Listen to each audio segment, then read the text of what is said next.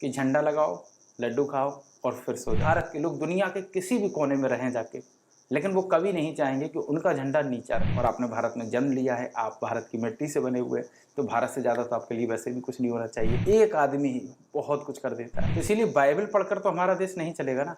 तो कोई भी देश का अगर बंदा आता है तो वो सारी किताबें, सारे धर्म उसके नीचे रह जाते हैं, चाहे वो किसी भी किताब को क्यों ना पढ़कर आए। जिससे कि वो जो झंडा है उसको तय करके उसमें रखकर एक सेफ जगह पर हम रख सकें। हेलो दोस्तों, मैं छवि कुमार और आज बात करने वाले हैं हर घर तिरंगा की। बहुत अच्छी मुहिम है सरकार की कि घर घर तिरंगा लगाया जाए, लेकिन इसके कुछ तो पॉजिटिव पॉइंट हैं और कुछ इसके नेगेटिव पॉइंट हैं। अब पॉजिटिव पॉइंट क्या है उन पर भी आज हम बात करेंगे और इसके नेगेटिव पॉइंट क्या है उन पर भी बात करेंगे। देखिएगा, मैं ना मुझे बीजेपी से कोई मतलब है, ना कांग्रेस से, दुनिया की किसी भी पार्टी से मेरा कोई संबंध नहीं है। ठीक है, तो जब मेरा संबंध नहीं है तो मैं सिर्फ अपनी बात जानता हूँ। मैं जो कह रहा हूँ हो सकता है आपके लिए, आपको वो गलत लगे, लेकिन अगर समझने की कोशिश करेंगे तो बिल्कुल गलत नहीं लगेगी। कहीं ना कहीं आप कुछ बातों से मेरी सहमत भी हो सकते हैं और कहीं ना कहीं कुछ बातों से आप मेरी असहमत भी हो सकते हैं। तो ये अपना अपना सबका पॉइंट ऑफ व्यू है। तो सबसे पहले हर घर तिरंगा, ये एक बेस्ट मुहिम है, लेकिन बात यह है कि क्या हमारा देश इस तरीके से प्रिपेयर है? क्या उसको इस तरीके से कहने मात्र से हमारे देश में हर घर पे झंडा लग जाएगा? पहले तो जो झंडा है वो एक मतलब सबसे बड़े सम्मान की चीज़ है हमारे भारत के लिए ही नहीं, दुनिया का कोई भी देश और जो भी उसका झंडा हो वो शायद सबसे गौरवान्वित चीज़ होती है उस देश के लिए। हर देश का जो नागरिक है वो कभी भी ये नहीं चाहेगा कि जो हमारा झंडा है वो गंदा हो, मेला कुचेला हो या वो किसी से भी नीचे हो, कोई भी देश। और इसी होड़ में या इसी मतलब जद्दोजहद में सारे देश कहीं ना कहीं अपने जो नागरिकों की है वो सुरक्षा करते हैं। कहीं ना कहीं वो इस चीज़ को महसूस कराते हैं कि आप भी अदर जो कंट्री है उनसे सेफ हैं, सुरक्षित हैं और जिस देश में आप रह रहे हैं उसमें आपकी बात सुनी जा रही है, सरकार सुन रही है। और हमारा देश जिसको आज़ाद मतलब जिसको आज़ाद कराया गया, जिसकी आज़ादी में बहुत सारे लोग कुर्बान हुए, उनकी भी शायद एक ही मंशा होगी कि हमारे देश में जो डेवलपमेंट है, जो हमारा देश की प्रगति है वो बहुत अच्छी तरीके से हो। लेकिन झंडे ने क्या काम किया? झंडे ने काम किया उस देश को एक करने का। अब इसका सबसे अच्छा उदाहरण ये है कि कोई भी अगर अदर कंट्री आपकी कंट्री को गाली देती है या आप किसी और कंट्री को गाली देते हैं, तो वो सिर्फ उस झंडे के माध्यम से, उस संविधान के माध्यम से जुड़े हुए हैं और उनको बुरा लग जाता है, फील होता है, दिल में लगती है कि यार फलाने आदमी ने मेरे देश के बारे में ऐसा क्यों कहा। भारत का कोई भी राज्य, मतलब इतने राज्यों में बटा हुआ भारत है, हर राज्य में अलग अलग सरकार है, एक केंद्र में सरकार है, फिर भी हर राज्य के आदमी को, हर आदमी को, एवरीबडी, कोई भी आदमी अगर भारत में रहता है और भारत में जन्म लिया है और नागरिकता है तो उसको बुरा लगता है। यहाँ तक कि भारत के लोग दुनिया के किसी भी कोने में रहें जाके, लेकिन वो कभी नहीं चाहेंगे कि उनका झंडा नीचा रहे। वो कभी भी नहीं चाहेंगे कि हमारे देश की कोई बुराई करे। क्यों? क्योंकि जब देश आज़ाद हुआ तो उसका एक संविधान बना, उसका एक झंडा बना और इन्हीं सब चीज़ों ने भारत को एक सूत्र में बांध दिया। और अगर ये जो झंडा है घर घर पे लगा दिया जाए, देखिएगा परिस्थिति समझिएगा। कई लोग किराए पे रहते हैं, कई लोगों के घर कच्चे हैं और कई लोगों के घर इस मतलब तरीके के हैं कि कभी भी बाढ़ आ जाए और पानी भर जाए, वो अपने कपड़े मतलब कपड़े भी उनके गीले हो जाते हैं। और फिर झंडा तो बहुत इंपॉर्टेंट चीज़ होती है, वो भी गीला हो सकता है, गंदा हो सकता है। और हमारे जो झंडा है मतलब जिसको हम इतना सम्मान देते हैं, उसके कुछ नियम और कानून हैं। पहले तो नियम ये था कि सुबह आप लगाइएगा, शाम को हटा लीजिएगा। सूर्यास्त से पहले ज़्यादातर लोग हटा लेते थे, स्कूलों में भी यही हाल होता था। पहले कॉल कर देते थे कि भैया सुबह लगना है और शाम तक उसे हटा लेते थे। लेकिन हटाने के बाद उसको एक सुरक्षित जगह रख दिया जाता था, क्योंकि झंडे एक मतलब कुछ ही जगह पर यूज होते थे, कुछ ही समय पर यूज होते थे, तो इसीलिए उनको रख दिया जाता था, सुरक्षित रख दिया जाता था। लेकिन अब हर घर झंडा लगेगा, क्योंकि झंडे बहुत ज़्यादा बटेंगे। इसका प्लस पॉइंट ये है कि ये हर धर्म से ऊपर रहेगा, हर धर्म के झंडे से, और मेरे हिसाब से रहना भी चाहिए। चाहे वो हिंदू का धर्म हो, मुस्लिम धर्म हो, दुनिया का हर धर्म जो भारत में एग्जिस्ट करता है उसमें झंडा सबसे ऊपर होना चाहिए। तो ये मतलब समानता तो दे ही रहा है, क्योंकि आप झंडे को सबसे ऊपर रखे हुए हैं, सबसे पहले भारत। और आपने भारत में जन्म लिया है, आप भारत की मिट्टी से बने हुए हैं, तो भारत से ज़्यादा तो आपके लिए वैसे भी कुछ नहीं होना चाहिए, उस तिरंगे से ज़्यादा आपके लिए कुछ नहीं होना चाहिए। लेकिन वही तिरंगा जब हम ना संभाल पाएँ, ना रख पाएँ, हर आदमी नहीं रख सकता है। हर आदमी की सिचुएशन अच्छी नहीं है, कोई तो बहुत गरीब है, इतना गरीब है बेचारे के पास मतलब अपने कपड़े रखने के लिए बक्से नहीं हैं, तो वो झंडा कैसे रख सकता है? और दूसरा जो मुझे सबसे मतलब नेगेटिव पॉइंट लगा, पॉजिटिव की बाद में बात करेंगे, जो नेगेटिव पॉइंट लगा वो लगा कि इस झंडे को मतलब अब मेरी बच्ची थी, उसकी क्या हुई, छुट्टी कर दी गई। बताइएगा 15 अगस्त, जिसमें बच्चों का कॉन्फिडेंस बढ़ता था, बच्चे जाते थे, झंडा लेकर जाते थे। बच्चे समझते थे कि 15 अगस्त मतलब कोई एक त्यौहार है, 15 अगस्त पर बच्चे सांस्कृतिक कार्यक्रम करते थे, अपने जो देश को उसको अच्छी तरीके से समझते थे, लेकिन छुट्टी कर दी गई। मतलब कितना दुःख हुआ पहली बार ये सुनकर कि देश ने, पूरे देश ने, मतलब काफ़ी स्कूलों ने, जहाँ तक मतलब मैंने समझा जाना, कि स्कूलों की छुट्टी कर दी गई। 15 अगस्त जहाँ छोटे-छोटे बच्चे जाते हैं, प्रोग्राम करते हैं, अपना स्किल डेवलप करते हैं, अपने भारत को जानते हैं। कितने दुःख की बात है। और ये तो बिल्कुल नहीं, अरे हर घर झंडा लगे ठीक है, लेकिन कम से कम 15 अगस्त, 26 जनवरी इनको छुट्टी तो नहीं होनी चाहिए। मैं तो कहता हूँ मतलब गांधी जयंती हो, अंबेडकर जयंती हो, कोई भी जयंती, कोई भी महापुरुष की आप जयंती मना रहे हैं तो छुट्टी तो बिल्कुल नहीं करनी चाहिए, बल्कि कम से कम उन चीज़ों के बारे में बताना चाहिए जिससे बच्चे को देश प्रेम तो बढ़े ही, सिर्फ देश प्रेम नहीं, उसको मानवता प्रेम भी बढ़े। क्योंकि जिसने भी कुर्बानी दी है उसने ये देखकर नहीं दी है कि वो किस जाति का था, किस धर्म का था, किस मजहब का था, सिर्फ उसे भारत आज़ाद चाहिए था। कुल मिलाकर उसको गुलामी नहीं चाहिए थी। तो सबसे पहली चीज़, जब इस तरीके से 15 अगस्त को छुट्टी होगी, 26 जनवरी की छुट्टी होगी, तो बच्चे वैसे ही नहीं जान पाएंगे। अब उसकी 13 तारीख को जो भी कुछ होना था हो गया, मतलब 15 तारीख को आज़ाद हुआ, 13 को फिनिश कर दिया गया। कितनी गलत बात है। इस पर सरकार को मेरे हिसाब से संज्ञान लेना चाहिए। उसी के साथ साथ झंडा, हर घर झंडा लगाने का और इस तरीके से छुट्टी करने का मुझे एक नेगेटिव पॉइंट और लगा, और वो सबसे बड़ा जो नेगेटिव पॉइंट है वो है कि झंडा लगाओ, लड्डू खाओ और फिर सो जाओ। जबकि पहले क्या है, इस तरीके के कार्यक्रम होते थे, लोग इकट्ठे होते थे, लोग चीज़ों को समझते थे, जानते थे। अब घर में झंडा लगाने के बाद लोग बाहर ही नहीं निकलेंगे, तो ये भी इसका एक नेगेटिव पॉइंट है। उसी के साथ साथ हर घर झंडा लगाने से पहले कुछ तैयारी हो जाती, जैसे कि नोटबंदी होगी, तैयारी हुई नहीं और फिर वही बात आ गई। वैसे ही हर झंडे, आप भाई कह रहे हो तो उसको पहले, उसके पहले चीज़ें तो समझो, एनालाइज तो करो कि प्लस क्या होगा, माइनस क्या होगा, मतलब क्या उसके पॉजिटिव पॉइंट होंगे, क्या उसके नेगेटिव पॉइंट होंगे। अब झंडा लगाना भी बहुत लोग नहीं जानते हैं। अच्छा, झंडा क्या होता है? झंडा ऊपर से भी खुला होता है, नीचे से भी खुला होता है।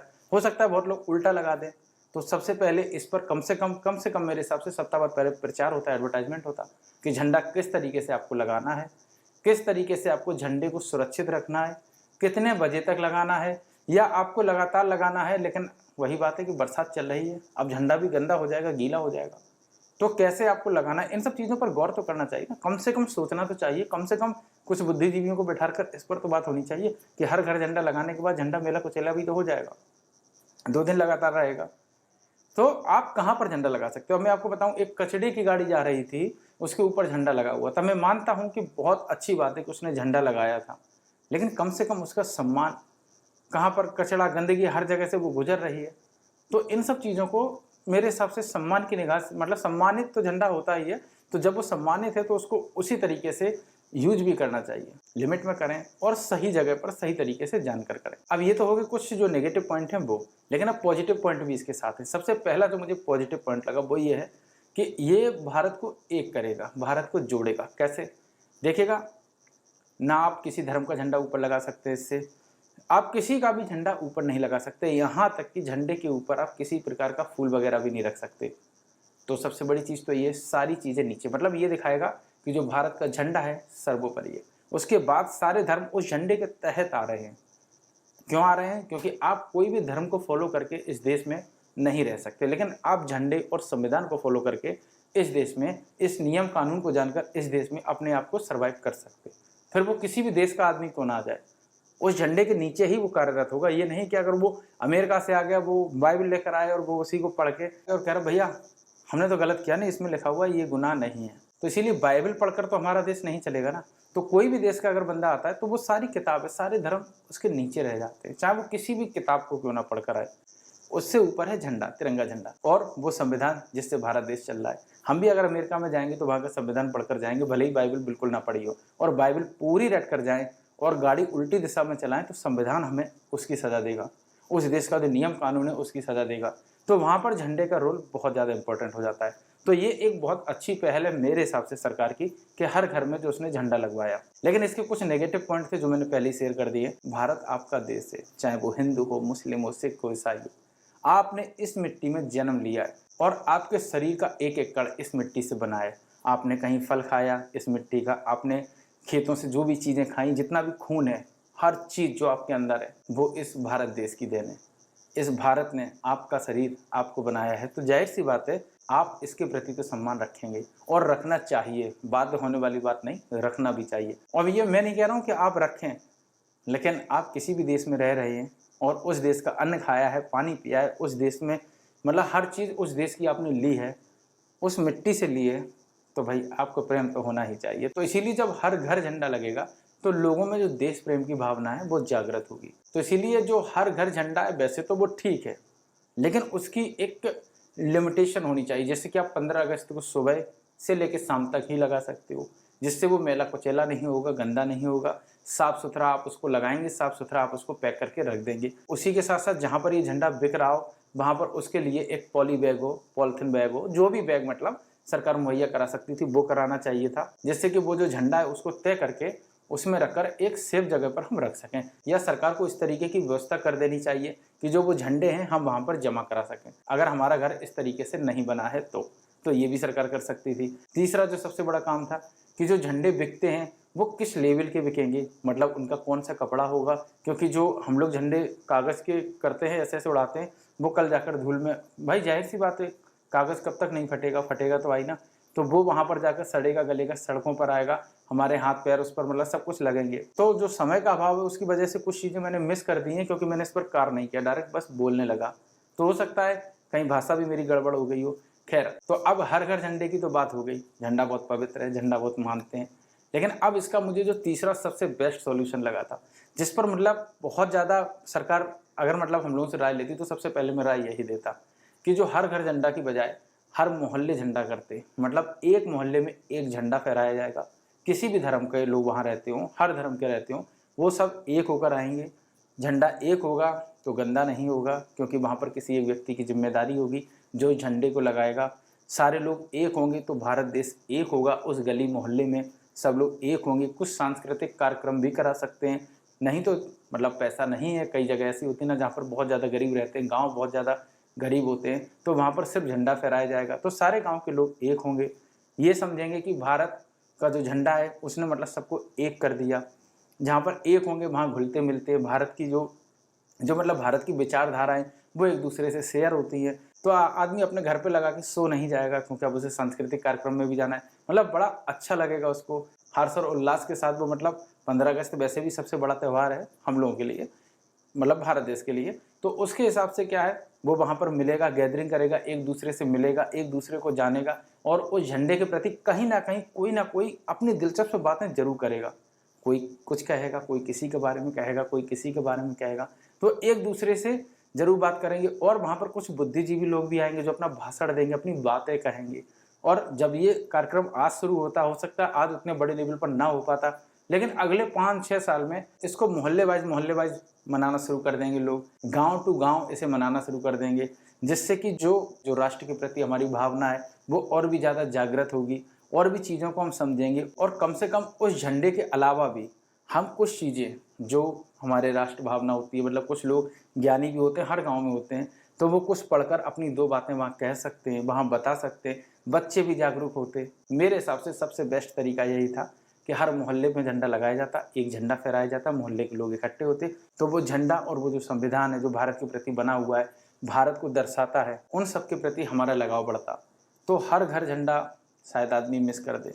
झंडा लगाने से देश प्रेम नहीं बढ़ेगा, देश को समझने से देश प्रेम बढ़ेगा। और सबसे बड़ी चीज़, आप कितने भी झंडे लगा लें, दुनिया के किसी भी कोने में लगा लें, जब आप सक्षम हैं, जब आप लड़ने में हर तरीके से, जब आपका देश सक्षम है, तो झंडा लगाएं, कहीं भी ना लगाएं।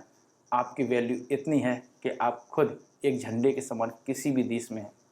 आपकी अपनी वैल्यू, देश को एक करने की अच्छी बात है, लेकिन हर घर शिक्षा बहुत ज़रूरी है, क्योंकि वही शिक्षा हमारे देश को देश बनाएगी। वही बच्चे हमारे देश में, एक भी बच्चा अगर सक्सेस हुआ, एक भी बच्चा अगर कोई नई चीज़ का आविष्कार करता है, तो पूरे वर्ल्ड में उसका नाम होता है। आज हम आइंस्टीन को जानते हैं, आज हम एडिशन को जानते हैं, एक आदमी ही बहुत कुछ कर देता है। तो सबसे ज़्यादा ज़रूरी है शिक्षा, और शिक्षा के लिए जो झंडा लगाया जाएगा वो शिक्षा, यानी कि जो शिक्षा बच्चे प्राप्त करते हैं वहाँ पर ज़रूर लगाया जाना चाहिए, ना कि छुट्टी करनी चाहिए। तो इसका तो मैं सबसे पहले विरोध करता हूँ, बाकी के सब चीज़ें सही है। हर घर झंडा लगाइएगा या मोहल्ला झंडा लगाइएगा। तो आपको, मुझे नहीं पता मेरे विचार कैसे लगे होंगे, देखिएगा ये मेरे अपने विचार, और मुझे इससे मतलब नहीं आपको कैसे लगे। आपने सुने होंगे, समझ रहे होंगे, अगर समझ में आ रहा हो तो अच्छी बात है। अगर आपका भी कोई विशेष सुझाव तो आप नीचे दे सकते हैं। अगर आपको लगता है कि भैया मैं देश विरोधी हूँ, तो आपके कहने से मैं हूँ नहीं, क्योंकि मैंने इस मिट्टी में जन्म लिया है। और याद रखना, जो मुझसे देशद्रोही कहेगा वो सबसे बड़ा देशद्रोही है, क्योंकि वो अपनी ही मिट्टी से कह रहा है कि यार तू हमारे देश से प्रेम नहीं करता है। ये भारत देश सबका है। हाँ, हो सकता है धर्म के आधार पर कोई इधर उधर गलतियाँ कर दे, लेकिन याद रखना धर्म से भी ऊपर ये झंडा है और उससे भी ऊपर ही हमारा भारत है, और उन सबसे ऊपर वो संविधान है जिसकी वजह से ये देश चल रहा है। दुनिया का हर देश अपने ही संविधान से चलता है। तो इन सब चीज़ों को बच्चों को पढ़ाया जाना चाहिए, बच्चों को मतलब एक दूसरे से मिलाना चाहिए, अलग अलग नहीं करना चाहिए, स्कूलों को बंद नहीं करना चाहिए।